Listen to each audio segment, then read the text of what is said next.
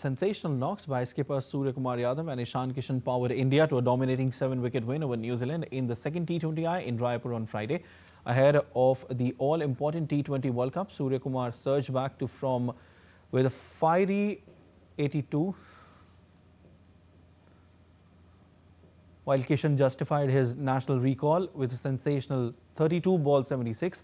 India gunned down the 209-run target with ease even after losing both openers by the second over of the chase. Suryakumar remained unbeaten along with Shivam Dube, whose 36-run cameo helped India cross the finish line in just 15.2 overs. India became the first full-member team in the world to chase down a 200-plus target in T20Is with more than 25 balls to spare. India doubled their lead to 2-0 in the 5-match series.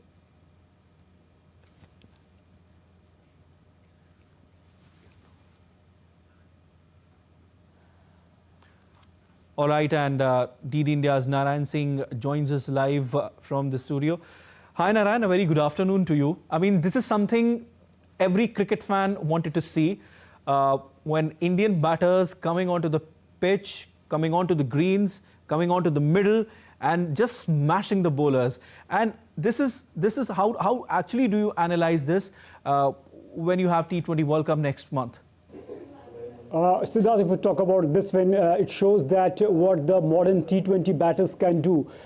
Take a look when India started their innings, it was 6 runs for the loss of 2 wickets, and after that our batter Ishan Kishan and Suryakumar Yadav just laid down the marker and scored, we can say that with a stupendous strike rate, and Ishan Kishan scored 72 runs with a strike rate of more than 237, and Suryakumar Yadav, the skipper, scoring 82 runs with a strike rate of 221. It shows that what our modern day batters are capable of, and that with after around 5 overs to spare and with 7 wickets are left. So it shows that our team is capable, and they showed the intent, what kind of cricket they are playing in the T20 format. Right now, if you take a look, they are the most consistent team in the most inconsistent format, because it is highly unpredictable. Even the weaker teams can win in the T20 format. You're but right. If you take a look, their record after the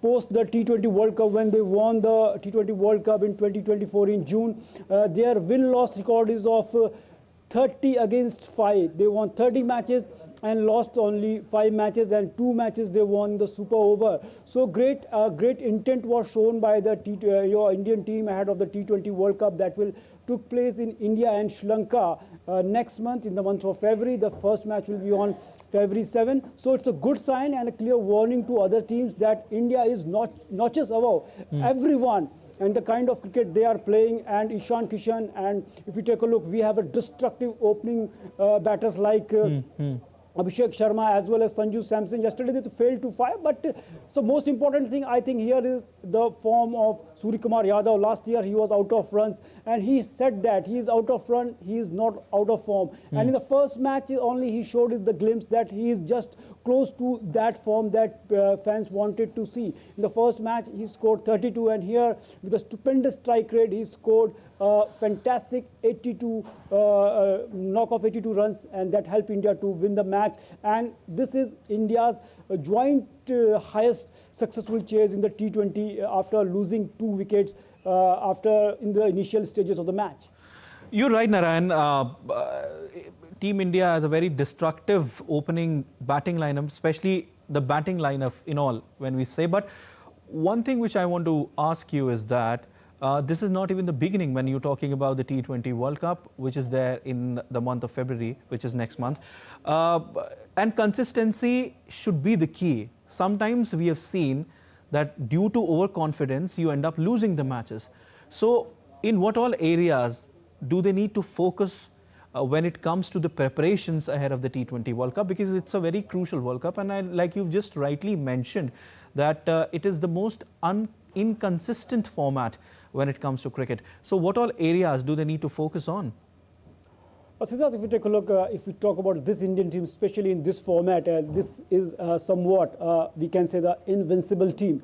If you leave apart the ODIs and the test matches where India lost, if you take a look to this New Zealand team, with a span of the 1 year, they lost last year the test series, and recently before this T20 series they lost the ODI series.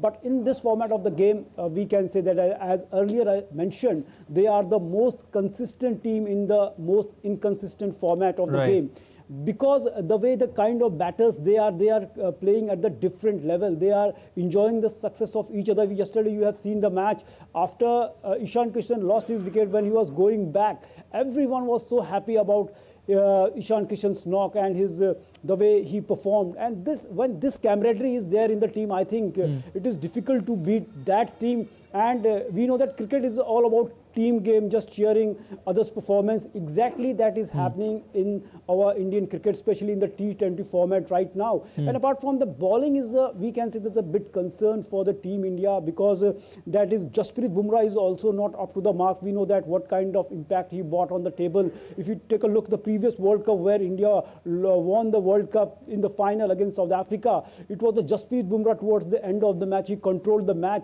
and just I think Bumrah is a bit out of form. So they need to work on bowling department, right? This is what you're trying to say. Yeah, and definitely. The team camaraderie which is there has to be there till the time, I mean, it has to be there every time, but especially when you're talking about the T20 World Cup. So this is the department you're saying that Team India needs to work on, and consistency is the key, like I always say, and overconfidence will be the most lethal weapon if they will take it from here.